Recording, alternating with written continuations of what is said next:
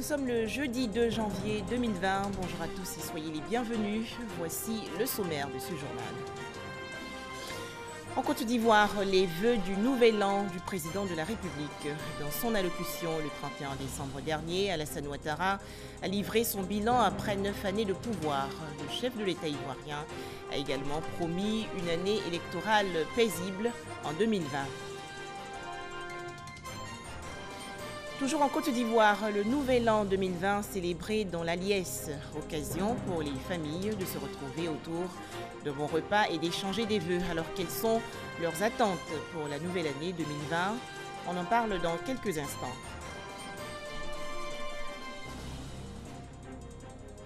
Enfin, les Nations Unies opposées à une éventuelle libération de l'ancien dirigeant tchadien Hissène Habré, emprisonné à Dakar au Sénégal.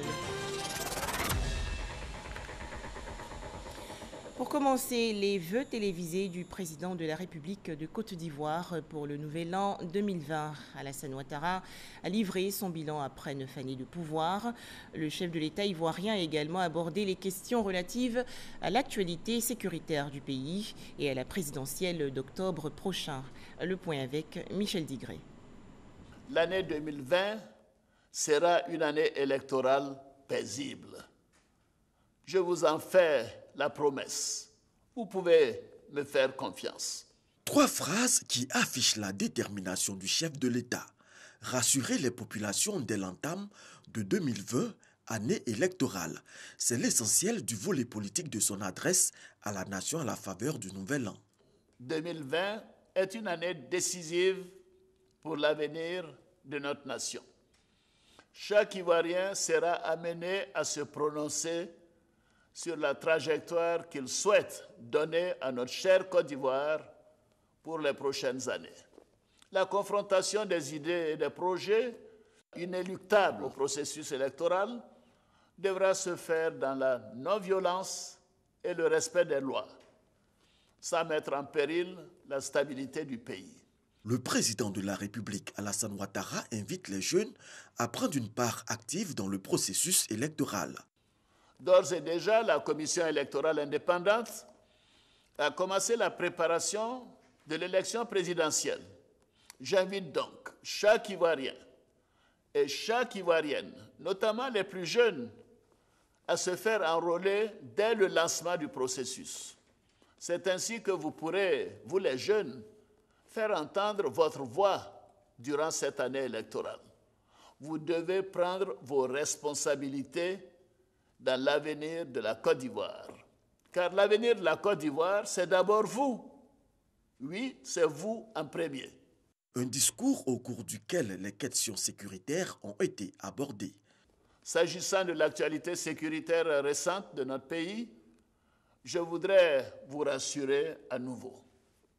L'État fera son devoir. L'État ne faillira pas. En particulier, au moment où le terrorisme constitue une menace à nos frontières. L'État sera là pour garantir la paix si chèrement conquise, ainsi que la sécurité des Ivoiriens et la stabilité de la Côte d'Ivoire. Nul ne pourra perturber cet objectif. Aucune tentative de déstabilisation de la Côte d'Ivoire ne pourra prospérer.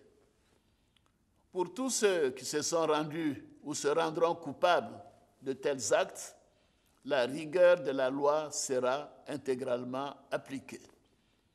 Nous sommes tous responsables devant les juridictions de notre pays. Notre pays est un État de droit. Nul n'est au-dessus de la loi, quel que soit son statut. Je salue à nouveau nos forces de défense et de sécurité, avec à leur tête les grands commandements, pour leur abnégation et leur travail remarquable de protection de la nation et des Ivoiriens. Je veux la paix et la stabilité pour notre pays, ainsi que la sécurité pour les Ivoiriens et tous les habitants de notre beau pays. Le président de la République lance enfin un appel à la classe politique. Au moment où nous avons repris le chemin du progrès économique, sociale. Au moment où notre pays rayonne et fait la fierté des Ivoiriens, je vais exhorter encore une fois tous les acteurs de la vie politique ivoirienne à faire preuve de responsabilité en préservant la paix et le respect des institutions. Le chef de l'État a instruit le Premier ministre à l'effet de rencontrer les partis politiques et la société civile dès ce mois de janvier afin de finaliser les travaux sur le code électoral. Dans l'actualité nationale également, ce concert donné aux populations du Poro dans la région nord du pays. C'est le cadeau de Nouvel An 2020 du Premier ministre Amadou Gon Coulibaly. Les populations ont pu ainsi apprécier le talent de plusieurs artistes ivoiriens dont Kedjevara, Ariel Chenet et Safarel Obiang. Les précisions dans ce reportage de Ami Sissoko.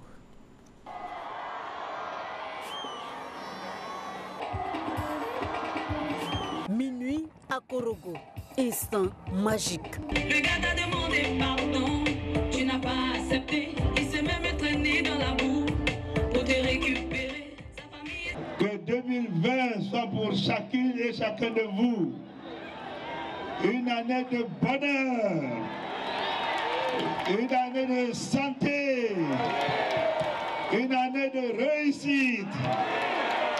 Une année qui vous comble de joie. Et vous avez, je suis sûr, entendu ce soir le président de la République, Alassane Ouattara.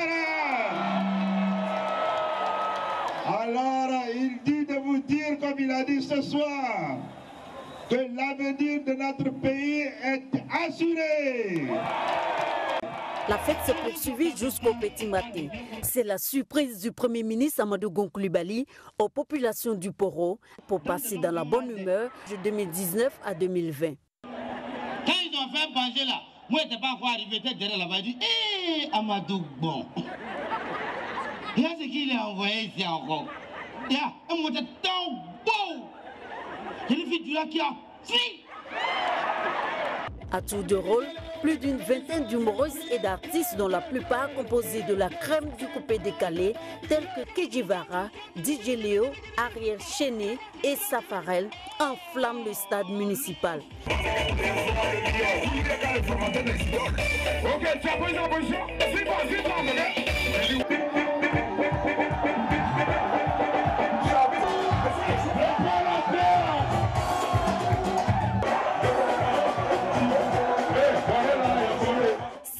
D'ambiance folle, des moments inoubliables pour un public happé par le show. Je suis très heureux, j'ai peur même l'avoir tellement c'était intéressant. C'est un réveillon riche en couleurs et en sons que le Premier ministre Amadou Gon Coulibaly a offert aux populations du Poro pour aborder 2020 dans la gaieté. Célébration du Nouvel An 2020 en lumière et en couleur dans la région du Gontougo, dans le nord-est du pays. Le ministre de l'Agriculture et du Développement rural, Kobenan Kwasi Adjoumani, a offert un feu d'artifice géant aux populations. Les détails avec Herman Niamia. Passage de l'année 2019 à 2020, un magnifique feu d'artifice dans le ciel de Gontougo. C'est un cadeau du ministre de l'Agriculture et du Développement rural pour égayer les populations en cette fin d'année. Chaque année, un spectacle pareil leur est offert. Venus nombreux assister à cet événement, tous les participants voulaient immortaliser ce moment. Portable en main, chacun filmait toutes les séquences des détonations. C'est merveilleux! Le feu d'artifice était vraiment chaud. C'était vraiment merveilleux en tout cas. On remercie le ministre. Je suis très content. Je prie Dieu 2020 qu'il a paix en Côte d'Ivoire. Tout comme Bondoukou, les populations des Tanda et du village de Soko ont été également gratifiées de ce spectacle haut en couleur. Je suis un homme heureux, un homme comblé. Heureux parce que j'ai vu sur le visage des parents la joie. Et je crois que nous entrons dans une nouvelle année. Je l'ai dit déjà, quand on entre dans une nouvelle année, il faut y entrer avec la joie au cœur. Et c'est ce que nous venons de faire. Je suis vraiment content, très content. Et je demande à Dieu de nous donner des personnalités comme le ministre Adjoumani dans toutes les régions. S'il y a des gens comme lui dans toutes les régions, l'État n'a pas besoin d'installer le conseil régional. Parce que ce que j'ai vu ici n'a rien à voir avec le conseil régional. Hein. Le coup de ces feux d'artifice a eu lieu à Manvi, dans le village natal du ministre Adjoumani, le 1er janvier. Devant une population en liesse, les artificiers ont illuminé le ciel du village pendant environ 30 minutes.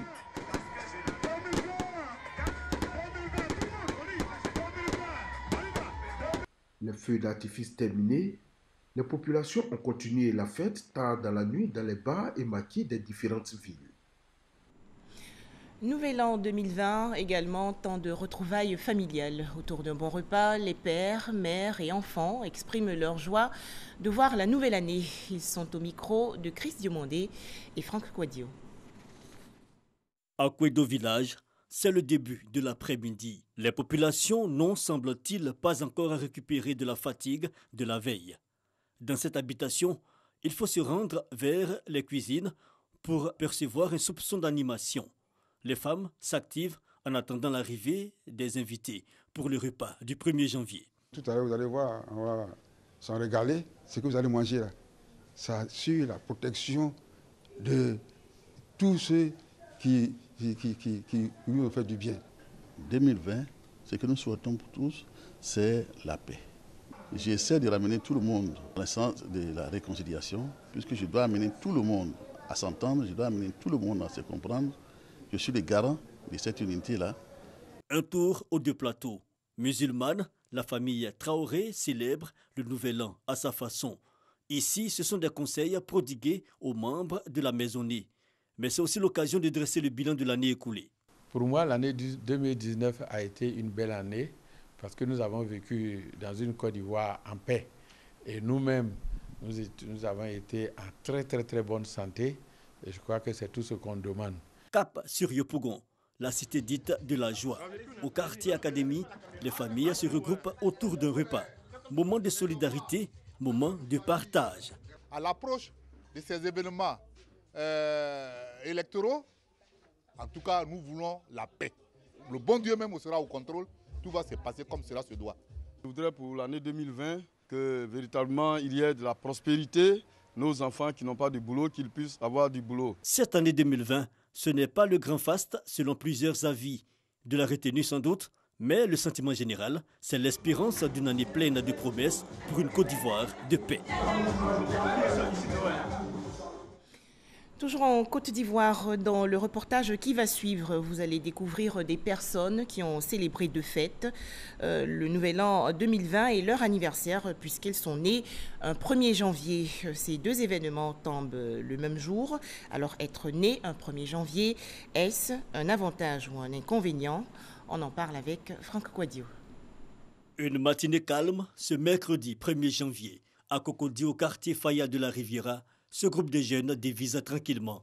Ils disent célébrer ainsi la date anniversaire de l'un de leurs, Germain.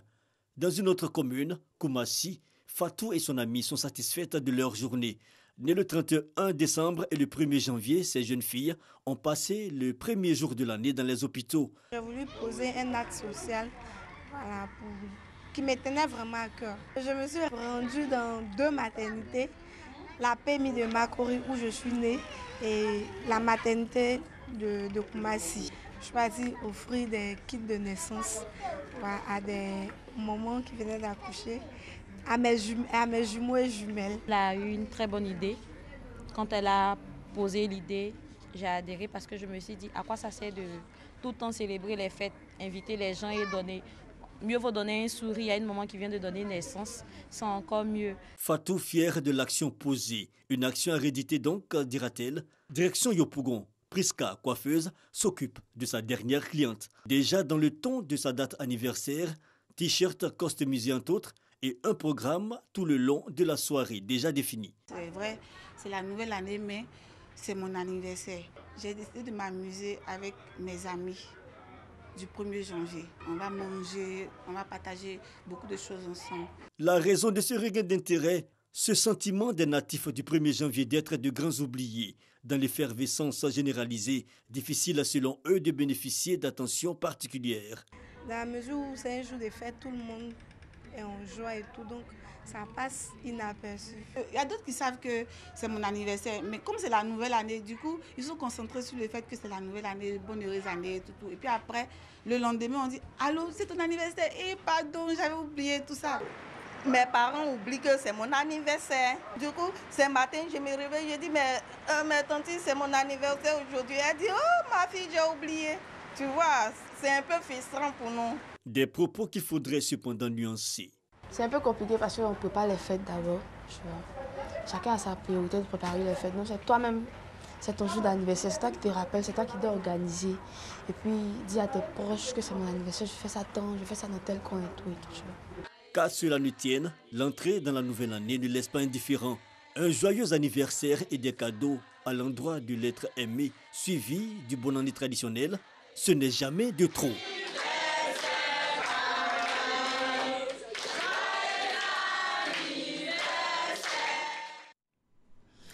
Entrer dans la nouvelle décennie avec humour, c'est l'objectif de Bonjour 2020, émission produite par votre serviteur, la radiodiffusion télévision ivoirienne. Plus de 4000 personnes se sont rassemblées il y a quelques jours au Palais de la Culture de Treichville. Elles ont assisté à un spectacle d'humour exceptionnel. On en parle avec Binta Pekele et Abou Sanogo.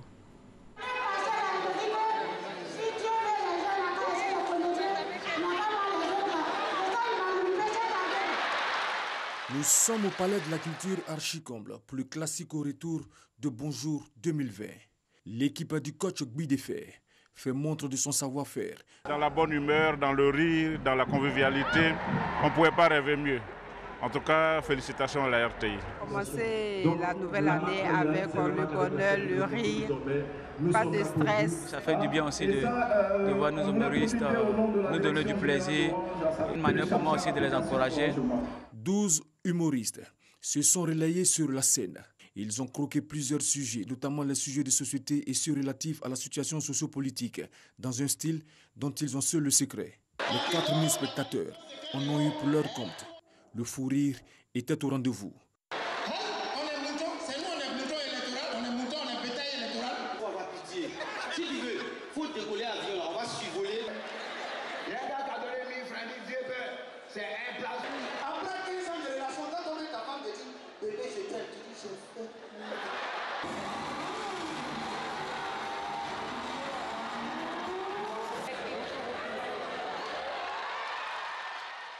Une innovation. Bonjour 2020, marqué par 2 spectacles en 2 soirées à la salle Anoumabo. Un pari réussi par l'équipe de production. C'est la satisfaction, c'est la joie de pouvoir passer 2 soirées de rire, de fou rire. Et nous disons merci à tous nos partenaires, tous ces partenaires qui nous ont accompagnés. Nous allons mettre le cap sur l'intérieur du pays.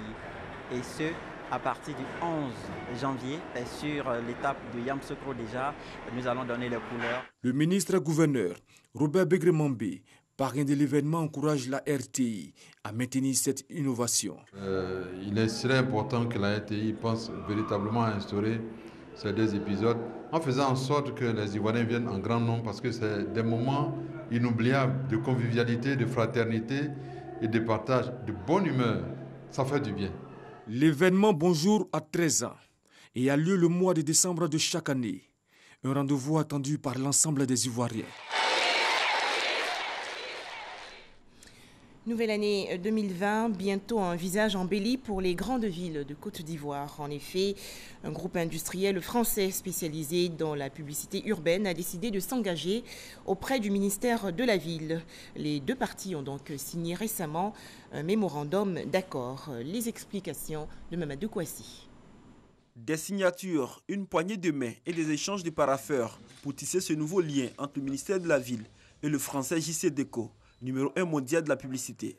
Les 2 parties s'accordent à l'embellissement des villes ivoiriennes et aussi à l'appui à la sensibilisation des populations urbaines. Ce mémorandum porte sur la réalisation de divers projets innovants pour les villes de Côte d'Ivoire. Je suis content d'y apporter notre intelligence et notre expérience.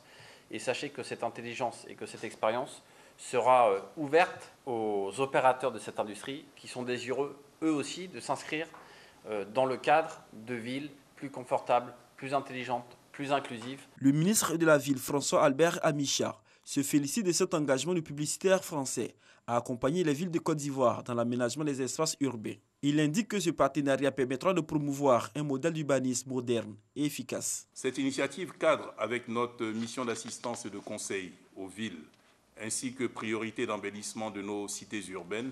Le faisant, nous mettrons en place une vraie stratégie d'attractivité de nos villes en œuvrant à les rendre plus belles et plaisantes. Et l'ambition du ministère de la Ville, c'est de rendre plus esthétique l'espace urbain en faisant disparaître la pollution visuelle et en promouvant la mémoire des lieux historiques. À cet égard, le mobilier urbain représente un véritable moyen de promotion de l'esthétique urbain. Cette signature du mémorandum d'accord entre le ministère de la Ville et le groupe publicitaire français s'inscrit dans les accords de coopération entre la France et la Côte d'Ivoire. JC Deco compte accompagner la Côte d'Ivoire pour l'organisation des rencontres africaines sur la ville durable qui auront lieu à Abidjan les 27 et 28 février 2020. Un tout autre sujet à présent, agriculture, avec cet atelier de restitution des résultats des projets de recherche de la filière EVA en Côte d'Ivoire. C'est une initiative du Fonds interprofessionnel pour la recherche et le conseil agricole. Ces recherches ont été menées entre 2015 et 2018. Les explications tout de suite de Jean-Louis Gbangbo. Ce sont 10 projets de recherche qui ont été mis en œuvre par le CNRA, le Centre national de recherche agronomique, entre 2015 et 2018 dans la filière EVA. Des recherches financées par le FIRCA, le Fonds interprofessionnel pour la recherche et le conseil agricole, qui en fait la restitution des résultats au cours de cette rencontre. Il y a encore d'autres défis, c'est vrai, mais déjà avec ce que nous avons, nous pensons que par le canal de la vulgarisation, certains acquis pourront véritablement aider nos producteurs. Méthode de lutte contre les parasites, effet de la fertilisation organique ou encore la veille sanitaire. Des travaux de recherche destinés à accroître la productivité dans la filière EVA. Le fruit de la recherche, c'est une bonne chose, mais de ces fruits, nous allons extraire la partie qui peut être immédiatement transférable sur le terrain. Les résultats qui nous sont présentés sont des résultats intéressants, mais nous avons dit qu'il y a quand même des insuffisances. Il faut que nos chercheurs continuent de travailler pour que ces projets-là soient des projets viables. Des recherches qui pourraient faire également le bonheur des industriels de la filière. Lorsqu'on produit un caoutchouc, on analyse ce caoutchouc et il doit respecter certaines spécifications qui sont demandées par nos clients. Nos clients, c'est les majors de la pneumatique. Il faut que la recherche nous aide à obtenir plus facilement les spécifications que demandent nos clients. Les consultants commis pour l'évaluation des projets de recherche ont fait ressortir les facteurs comme les performances des 10 projets, la durabilité des résultats ou encore les acquis transférables. Dieukwé, ville située dans la région ouest du pays, désormais dotée d'un centre de secours d'urgence. Ce CSU a été inauguré récemment par le général Vagondo Diomandé, ministre de la Sécurité et de la Protection civile. Les précisions de Eve Boué. Dieukwé, le ministre de la Sécurité et de la Protection civile, inaugure le centre de secours d'urgence CSU de la région du Gabon. Bâti sur une superficie de 6 530 m², il a été financé par le conseil régional à près de 181 millions de francs CFA. 35 sapeurs-pompiers, dont une femme, auront à secourir les populations en cas d'accident, d'incendie, de sinistres et de catastrophes, tout en invitant les collectivités territoriales, les cadres et les opérateurs économiques à contribuer à l'amélioration des conditions de travail de ces soldats du feu. Le directeur général de l'Office national de la protection civile, ONPC, annonce que le matériel du CSU de Dieukwé sera renforcé sous peu. À partir du mois de janvier, nous allons renforcer le dispositif opérationnel pour permettre à ces pompiers d'accomplir leur mission. Le ministre Vagondo Diomandé a pour sa part exprimé sa reconnaissance au conseil régional du Guémon. Merci de contribuer à mettre en œuvre la politique de rapprochement des secours prônée par son Excellence Monsieur le Président de la République et mise en œuvre par le gouvernement. Ce que vous avez construit ici, ce que vous avez achevé, tous les engagements que vous avez pris pour rendre un peu plus opérationnel ce centre de secours mérite d'être salué. Après la cérémonie d'inauguration du CSU de Diokwe, le ministre de la Sécurité et de la Protection civile a visité le commissariat de police de la ville et s'est entretenu avec l'ensemble de ses collaborateurs qui couvrent la préfecture de police de Mans. Au chapitre santé, 140 agents décorés il y a quelques jours dans l'ordre du mérite de la santé. Cette distinction pour célébrer leur travail bien fait. Cérémonie présidée par le ministre de la Santé et de l'Hygiène publique, le docteur Eugène Akaouele. C'était à l'Institut national de la santé publique. Astou Touré et Abou Sanogo. 140 agents de santé sont décorés dans l'ordre du mérite ivoirien par le ministre de la Santé et de l'Hygiène publique, Eugène Akaouele, pour leur abnégation dans le travail. Parmi eux, 17 ont été faits commandeurs, 33 officiers et 90 chevaliers. Je sentais une petite frustration quand je suis partie à la retraite, après tout ce travail qui avait été fait pendant toutes ces années, et il n'y avait pas de reconnaissance. Et vraiment aujourd'hui, je suis très émue. Et je remercie le ministre Akaouele d'avoir pris cette décision. Je voudrais remercier le président de la République qui a bien voulu impulser à tous les travailleurs, notamment les travailleurs du milieu de la santé, un dynamisme de travail dans le sérieux, dans l'excellence, afin que nous puissions bien traiter nos concitoyens.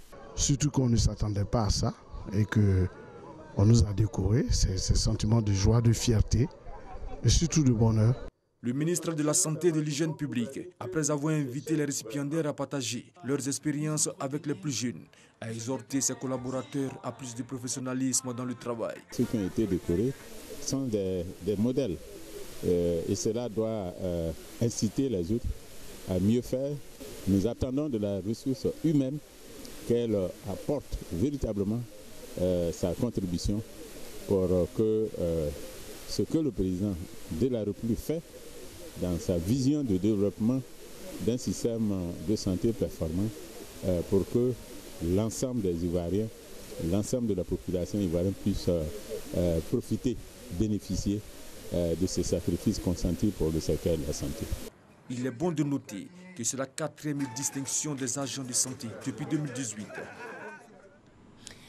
Eux également ont été récemment récompensés pour leur travail bien fait. Les 12 meilleurs agents de la direction des finances du ministère d'État, ministère de la Défense, ont été distingués récemment lors de la 2e édition du prix d'excellence de ce département. Le point avec Nadia Edja et Cheikh Kone.